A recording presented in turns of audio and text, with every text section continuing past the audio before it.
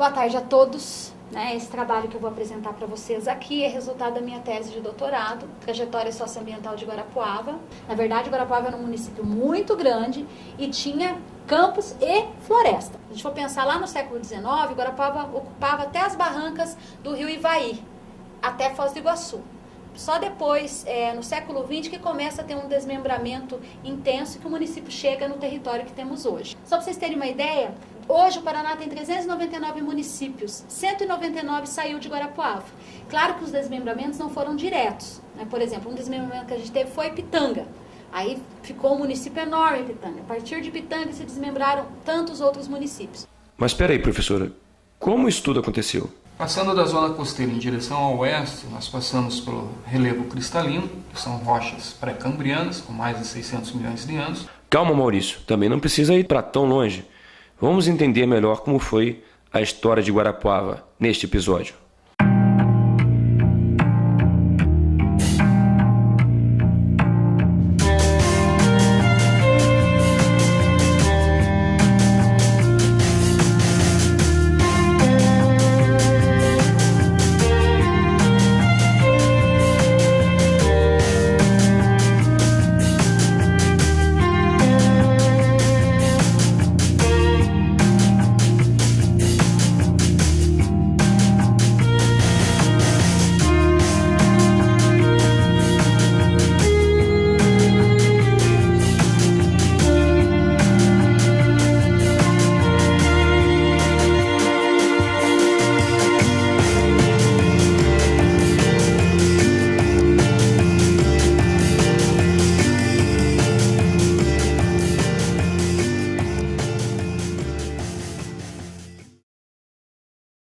Episódio História.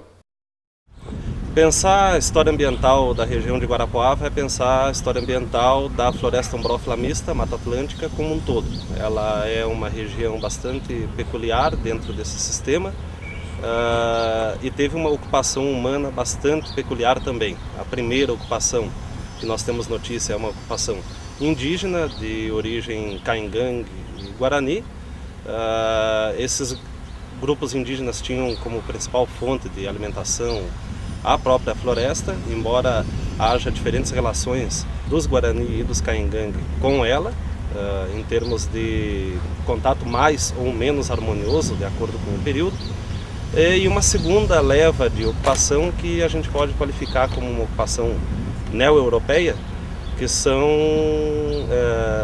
grupos de exploradores que começaram a passar pelo território no século XVI, mas que se intensifica essa exploração no século XVIII, aumenta no século XIX e a constituição da cidade propriamente dita a partir do século XIX e como ela está constituída agora. Somente com a vinda do Dom João VI para o Brasil é que houve um processo efetivo de ocupação de descendentes de portugueses que eram da própria Sociedade Campeira de Curitiba, do Segundo Planalto, que chegaram a Guarapuava. Isso aconteceu no século XIX, onde nós vamos ter uma ocupação vindo com algumas pessoas, digamos assim, uma caravana com 300 pessoas, e elas vieram naquela época a cavalo para cá. Para chegar do Primeiro Planalto até Guarapuava, eles tiveram que passar por várias questões de ordem física. Tiveram que ultrapassar principalmente a Serra da Esperança, que é essa escarpa que separa o Segundo do Terceiro Planalto. Então, essa viagem ela foi bastante longa, bastante densa, e as pessoas então se localizaram na área que hoje a gente conhece como o Distrito do Atalaia, que passou do Atalaia para onde nós temos hoje, que é a atual sede urbana. E quando chegaram aqui, então as condições que eles tinham para usufruir desse ambiente eram também limitadas. Naquele período começa a se intensificar o comércio do tropeirismo. O tropeirismo era um momento onde o tropeiro ele comercializava gado e mercadorias trazendo do sul do Brasil.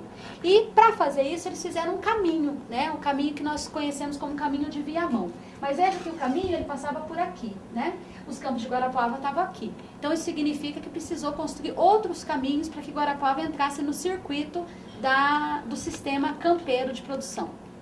O gado saía aqui do Rio Grande do Sul, ou mesmo de outras regiões do sul do país, onde o gado, as mulas, os muares, né, eram conduzidos por esses caminhos das missões. Chegava em Guarapuava, o gado sempre precisava para ser vendido, porque ele era vendido em São Paulo, em Sorocaba, então ele precisava ter um cuidado com o gado, era a invernagem. Então em Guarapuava tinha os campos naturais, então era a forma que essa ocupação que teve da sociedade campeira, que ocupou esse território de Guarapuava, utilizou da exploração do recurso natural naquele momento. A outra população, que eram os agregados, que viviam junto com os fazendeiros ou mesmo os indígenas, ficaram mais na área de floresta. Estes povos da floresta eram os responsáveis pela extração da erva mate na época e desenvolviam a agricultura de subsistência. E assim, muitos deles consolidaram o sistema faxinal. Quem pode nos falar disso melhor é o agricultor Hamilton José da Silva. Ser faxinalense na verdade é um camponês igual aos outros, com uma diferença do modo de uso da terra, o modo de fazer o campesinato, né? Tendo em vista assim a coletividade, o uso da terra em comum, o uso dos recursos naturais em comum e essa coisa de preservação, né? De preservar o meio ambiente, preservar os recursos naturais. Mas, senhor Hamilton, como é que os faxinais começaram? Então eu vou falar de 50 anos para trás, porque eu já estou passando 50 anos. Não tem problema, pode falar. Esse sistema faxinalense vem dos nossos avós e sempre foi assim, eu sou nascido nesse sistema, né? Aí os outros me contam, os mais velhos contam para nós que o sistema faxinal é um sistema que vem dos indígenas e dos escravos, dos nossos companheiros aí, os negros, né? Foram escravizados e os indígenas foram atacados pelo capital aí na época e eles já, essa convivência aí cruzou com branco e aí dizem também que foi na época das tropas, né, dos tropeiros, que os tropeiros chegavam e faziam uma faxina para se acampar e tal, e limpavam por baixo e ficava a mata por cima para se acampar e tal, e aí veio de faxina o faxinal, mas tem origem de indígena e negro, cruza com branco, e saiu o caboclo, que eu sou um deles. Vocês consideram um caboclo, então? Assim? Eu sou um caboclo.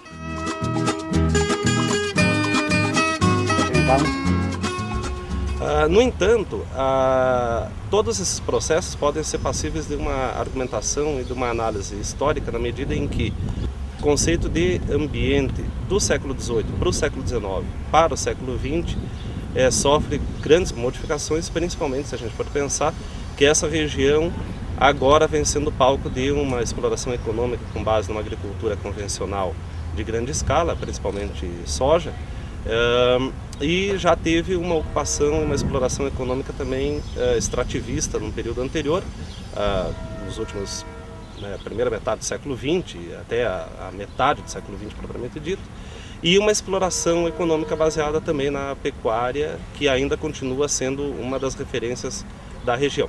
A partir de 1930, entre 30 e 1950, que Guarapuava vai receber um grande contingente de descendentes de imigrantes e de imigrantes, né? Dentre eles estão os imigrantes suábios, que são europeus que vieram na década de 1950 para Guarapuava.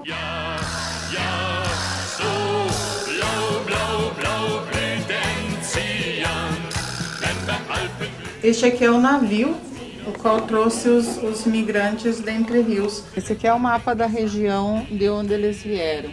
Aqui o Donau é o rio Danúbio, né, que passa.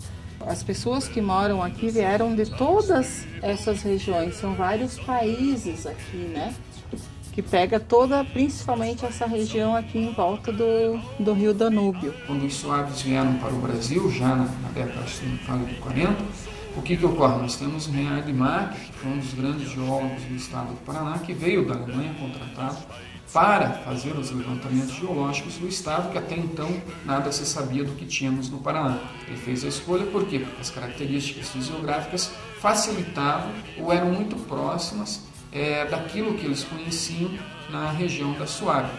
Mas onde mostra em rosa, que é uma imagem de satélite, é a área de produção dessa colônia, como eu falei para vocês. Essa área é uma área de campos. Então, do ponto de vista do entendimento do ambiente na época, se entendia que não era possível fazer agricultura nessa área, em função das condições físicas do solo. Aqui cabe um parênteses que eles trazem uma tecnologia que enquanto nós não conhecíamos, ou seja, nós tínhamos uma outra atividade econômica baseada na exploração da madeira. Isso acaba definindo o quê? Definindo aonde se localizam as propriedades que cresceram com a agricultura mecanizada e aonde se localizam as pequenas propriedades que estão aonde? Mais ao sul do município e na borda leste do município, junto à Escarpa da Esperança.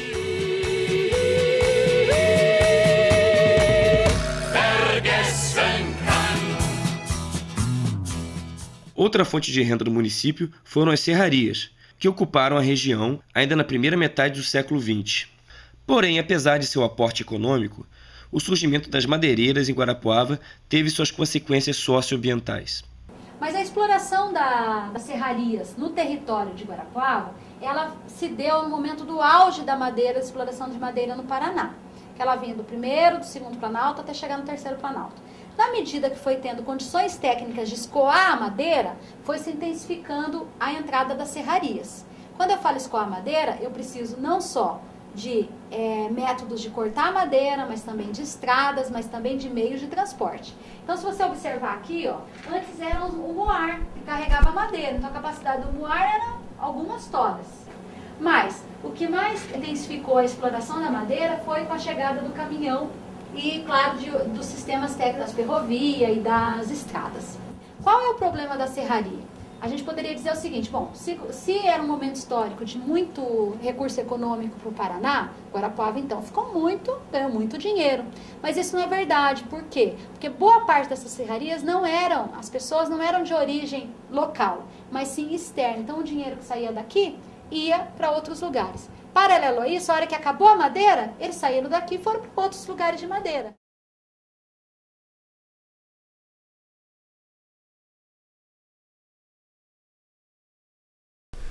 Acho que é importante deixar claro para quem nos assiste essa distinção que há entre esses modos de viver do campo. Há vários tipos de agricultura, mas principalmente a gente tem dois tipos que são antagônicos, que são totalmente diferentes. O agronegócio do mercado e a agricultura familiar ou agricultura camponesa que trabalha com a mão de obra familiar. Então aquilo que vocês estão estudando hoje como agricultura familiar, muitas vezes pode ser entendida como povos que estão vivendo no campo, mas que são de certa forma indígenas, são comunidades quilombolas, são comunidades de faxinais, são comunidades de pescadores artesanais, são comunidades de cipozeiros, cipozeiras, são comunidades de ribeirinhos. Mas, José Carlos, o que é exatamente quilombola? Quilombola é um termo que dá uma unidade a toda uma luta de comunidades negras que pela ancestralidade e pelo uso de territórios e pelo processo histórico de luta contra a escravidão, de resistência contra a escravidão e de uma cultura própria, que tem na sua cultura tradicional uma forma de se relacionar com o ambiente e com o espaço diferenciado da agricultura do mercado. Um exemplo de diversidade cultural em Guarapuava é o quilombola Paiol de Telhas, que na verdade originalmente a território da comunidade ele era muito maior, né? Ele ultrapassava a área do que hoje é o município de Guarapuava, e conforme essas comunidades foram sendo expropriadas da terra, hoje elas ocupam um assentamento que fica dentro do território ali de Entre Rios. Pelo menos 4 anos atrás se dizia que não existia comunidade quilombola no Paraná, que não era um estado, o estado era um estado branco. Mesmo depois do estado do Paraná dizer da não existência de comunidades negras rurais e comunidades quilombolas, o próprio governo do estado do Paraná fez um levantamento em que destacou num relatório 86 comunidades. No entanto, a gente sabe por informações que existe muito mais. Na medida que eles vão sendo expropriados desse território, eles não conseguem mais reproduzir as suas relações sociais. Por quê? Porque o tamanho do território, ele envolve a forma como eles se organizam socialmente. Então, na medida que eles foram sendo expropriados, eles foram também coibidos, de certa forma, de poder reproduzir as suas relações sociais. O meu lote está mais ou menos aqui assim. E foi devido à luta pela terra que, em 2008, 3 povos faxinalenses se mobilizaram e criaram a Rede Puxirão, que hoje conta com 9 populações distintas. Seu Euclides é um dos participantes do movimento. Onde a gente vem na luta há vários anos, né? Desde 86, quando a gente começou no Sudoeste, a luta e a briga pela terra, e viemos, né, aqui mais para a região centro, né, e então acampemos num provisório, ficamos uns 2 anos, né, e daí viemos aonde a gente está sentado hoje, já há 23 anos, ocupei uma área, né, de uma firma madeireira de Palva, né, e é onde a gente hoje está sentado, né, com 47 famílias. Mas nem todos deram a sorte de ser Euclides. Quem morava na área de florestas, que eu falei para vocês antes, era os caboclos, os indígenas, alguns que tinham agricultura de subsistência. Não era o território da sociedade campeira. Na medida que foi limpando o território, esse povo também teve que sair dali. Então foi recuando os indígenas, que daí foi intensificando os processos de constituição de reservas. Muitas pessoas foram expropriadas do campo e vieram para a cidade, e muitos fazendeiros perderam seu território para as serrarias.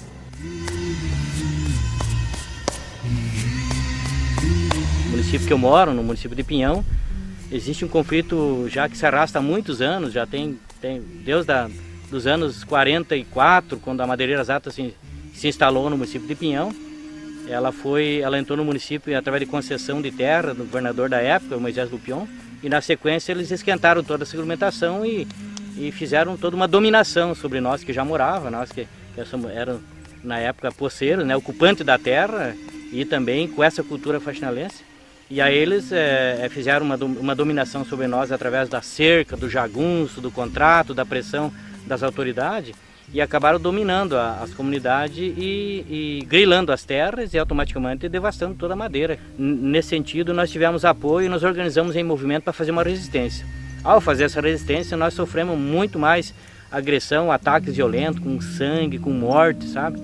Pistoleiro mesmo, armado, fortíssimo armado em cima de nós, matavam, chegavam fogo nas casas com criança dentro, os pais estavam trabalhando na roça, a criança ficava dormindo, o jagunço chegava e botava fogo na casa. Nós temos fatos concretos disso aí, morria a criança. E aí também nós tivemos que, em alguns momentos, resistir também meio na pesada. Levamos isso a público, jogamos o INCRA na parada, o INCRA, com toda a dificuldade que tem, mas no meu município, conseguiu se apropriar e assentar aproximadamente 90 famílias, mas tem muitas ainda que estão nessa situação. Como vocês perceberam, este foi o episódio mais sério do Ambientinho ao Meio. Porém, uma das grandes importâncias da história é fazer com que o homem repense seu passado, para que no futuro não se cometam mais os mesmos erros. E resgatar isso é também trazer presente a memória da história do povo brasileiro, que foi muitas vezes esquecido, muitas vezes passado por cima. Muitas vezes se contou a história de quem bateu, não de quem apanhou.